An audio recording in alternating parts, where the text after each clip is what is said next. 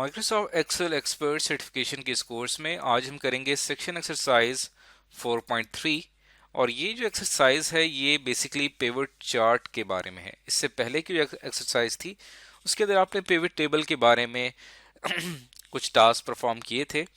अब चलते हैं इस एक्सरसाइज की तरफ। इसमें हमारा पहला प्रोजेक्ट है जो कि हमने एक्सेल एक्सपर्ट 4-3 वर्कबुक पे करना है। इस वर्कबुक को हम पहले ओपन कर लेते हैं। इसको ओपन करने के लिए यहाँ पे मैं जाऊंगा अपने एक्सरसाइज फोल्डर पे और यहाँ पे ऑब्जेक्टिव 4 में एक्सेल एक्सपर्ट 4-3 वर्कबुक ये अवेलेबल है। इसको मैं ओपन कर लेता हूँ। इसको ओपन करने के बाद यहाँ पे हम इसकी एडिटिंग इनेबल कर लेते हैं। अब देखा जाए तो इसके अंदर कुछ शीट्स दी हुई हैं और इन्हीं शीट्स पे ही हमने काम करना होगा। तो पहला टास्क है कि from the pivot table on the sales by weekday. अब आप देखें यहाँ पे सेल्स बाय वीक डे में एक पिवट टेबल आपको दिया गया है। इस पिवट टेबल में आपने करना क्या है, create a pivot chart of the default type. आपने इसी का ही एक पिवट चार्ट बनाना है on a new chart sheet, एक न्यू चार्ट शीट के अंदर। और फिर आपने उस चार्ट शीट को नाम देना है pivot chart, sales pivot chart. तो आइए चलते हैं अपने इस पिवट टेबल की तरफ और यहाँ पे हम इसी पिवट टेबल के जरिए एक पिवट चार्ट बनाते हैं। तो पिवट चार्ट बनाने के लिए हमारे पास ये जो पिवट टेबल है इसको मैं यहाँ पे सेलेक्ट कर लेता हूँ। इंसर्ट पे क्लिक करेंगे तो यहाँ पे चार्ट्स के इस सेक्शन में आपको पिवट चार्ट का ऑप्शन नजर आएगा। जैसे ही मैं इसके ऊपर क्लिक करूंगा तो वो इसी डाटा के हिसाब से हमें एक बाय डिफॉल्ट पिवट चार्ट बना के दे देगा जो कि क्लस्टर्ड कॉलम की शक्ल में है। ओके पे मैं क्लिक करूंगा तो देखें जितना भी हमारा पिवट टेबल का टेबुलर डाटा था वो तमाम का तमाम एक्स एक्सिस और वाई एक्सिस के अंदर आपको शो हो रहा है। इसमें आपको दोनों एक्सिस के ऊपर वैल्यूज नजर आ रही हैं। अब ये जो हमारा पिवट चार्ट है ये तो बन चुका है, लेकिन हमने इसको मूव करना है एक न्यू शीट में। तो यहाँ से मैं इसको कट करता हूँ और हम एक न्यू शीट में आके इसको यहाँ पे पेस्ट कर देते हैं। और इस न्यू शीट का नाम जैसे कि हमें टास्क में कहा गया था, इसका नाम हमने रखना है सेल्स पिवट चार्ट। तो मैं इस पर राइट क्लिक करके रीनेम करता हूँ और इसका नाम रखता हूँ सेल्स पिवट चार्ट। तो ये हमारा यहाँ पे आके कंप्लीट हो गया टास्क नंबर 1। अब चलते हैं टास्क 2 की तरफ। From the pivot table on the shippers by location worksheet. अगर आप देखें तो आपके इस वर्कशीट में पिवट टेबल है शिपर्स बाय लोकेशन। इसके अंदर हमें क्या करना है, create a clustered column pivot chart and embed it on the same worksheet.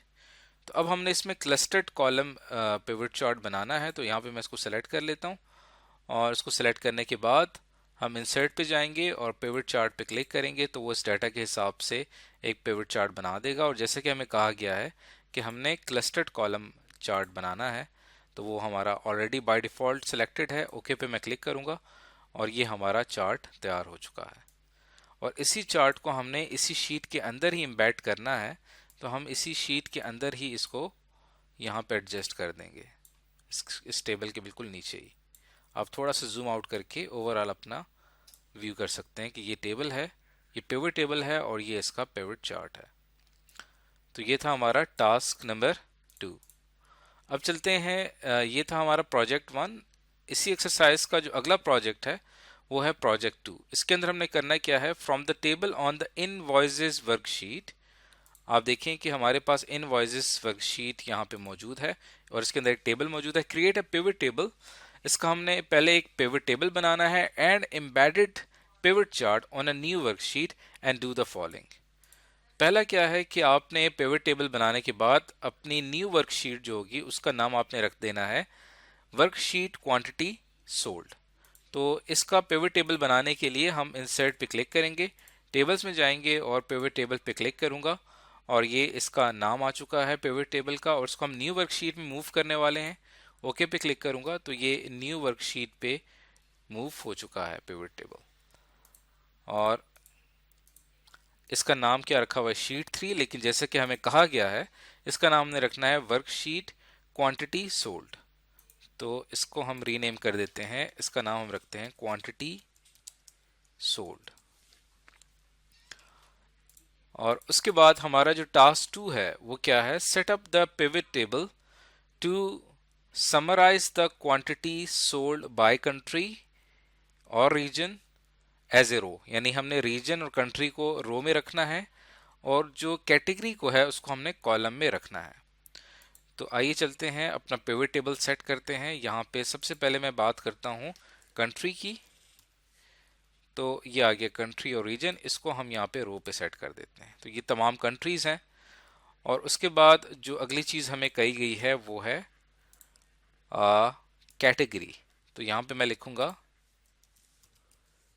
Category और इसको हमने कहाँ सेट करना है, कॉलम में। तो आप देखें कि यहाँ पे हमें कंट्री वाइज कैटेगरी का जो डाटा है वो यहाँ पे आपको शो हो रहा है। अब अगर हम अपने ओरिजिनल टेबल की तरफ चलें तो यहाँ पे हमारे पास कैटेगरी मौजूद है और हमने एक और चीज़ इसके अंदर लेके आनी है।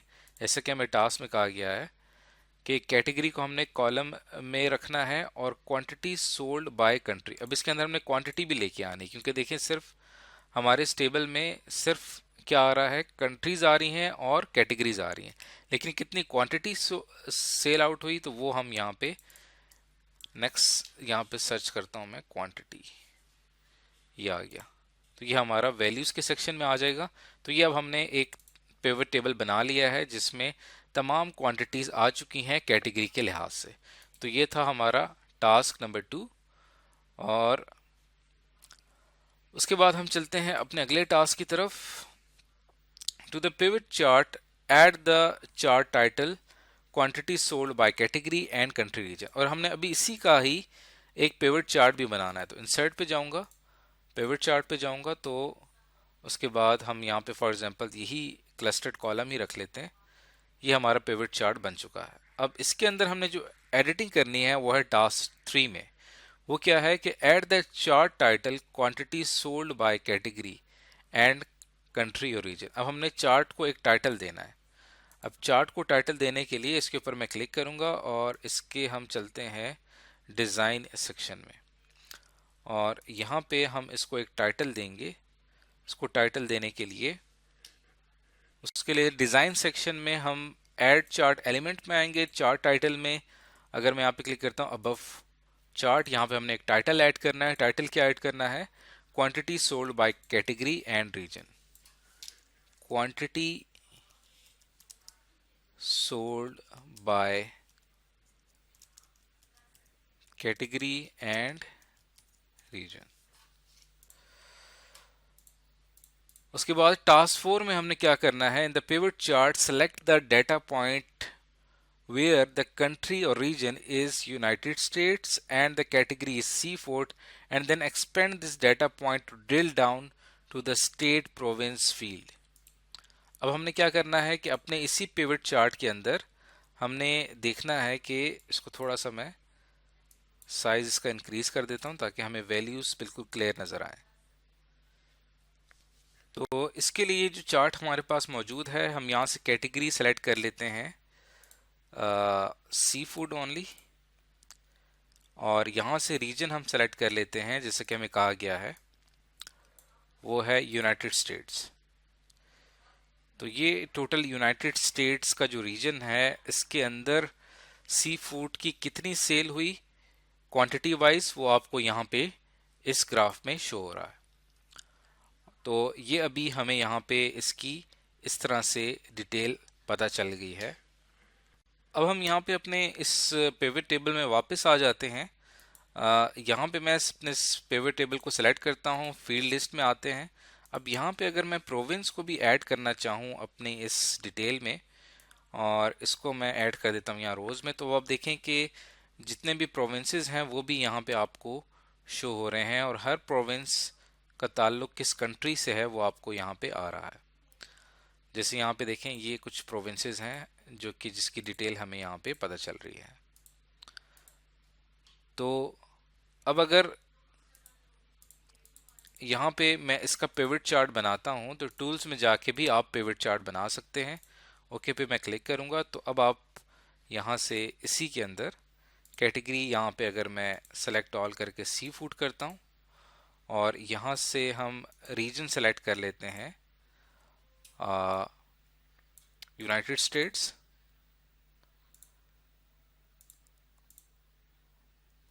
और इसके साथ ही अब यूनाइटेड स्टेट्स में जितने भी प्रोविंसेस हैं उनकी सारी डिटेल आपको पता चल रही है। अब ये प्रोविंस वाइज सेल शो हो रही है कि इस प्रोविंस में इतनी क्वांटिटी सेल आउट हुई। तो अगर आप इस कंप्लीट टास्क को देखें तो कहा गया है expand this data point to drill down to state province field, यानी हमने स्टेट प्रोविंस के लेवल पे आके इसको एक्सप्लेन करना है कि यूनाइटेड स्टेट के किस प्रोविंस में कितनी क्वांटिटी सेल हुई, इस ग्राफ से हमें पता चल रहा है।